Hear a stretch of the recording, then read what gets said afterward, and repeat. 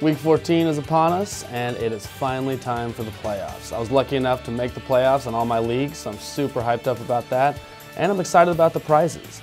The total high scorers for the 8-team, 10-team, and 12-team league pools are going to win free pizza for a year, and the chance to be in a Papa John's commercial next year, so pretty exciting.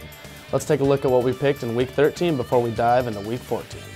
Week 14, I told you to start Sammy Watkins. Super disappointing, but he ended with 3.8. However, we got some redemption on Jordan Howard, who ended with 29.7 on a pretty unbelievable day in which he scored 3 separate times. Our sits of the week, I told you to leave out Allen Robinson and Julian Edelman, who ended with 3.1 and 10.1 respectively. So pretty on track right there. Our breakout player of the week was Golden Tate, and he had a big day as expected, producing 20.5 fantasy points on 145 yards and a touchdown. Let's move on to Week 14 starts. Our 2 starts of the week. Number 1, I'm going with Russell Wilson of the Seattle Seahawks. He seems to always take stride here in the last stretch of the year, and he produced very well last week as they hung 40 points on the Panthers. He's going up against a Green Bay defense that's allowed 24 passing touchdowns on the year, so I expect big things from him. Our other start is Michael Crabtree of the Oakland Raiders. They take on the Kansas City Chiefs tonight, and while he's had a few weeks here that he's had low production, it's nothing to be alarmed about.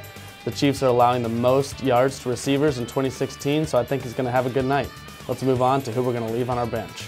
Our bench warmers in Week 14, number 1, Rishard Matthews of the Tennessee Titans. He's really been on fire lately alongside his quarterback Marcus Mariota, but they're up against the Denver Broncos, who have one of the stingiest pass defenses in the league and have allowed the fewest yards and fantasy points to receivers, making Matthews a pretty risky play.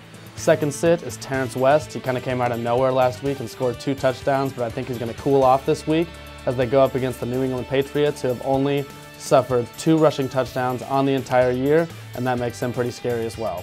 Let's move on to the best part, Breakout Player of the Week, Week 14. Fantasy football playoffs get kicked off tonight, and our Breakout Player of the Week is going to be Spencer Ware of the Kansas City Chiefs.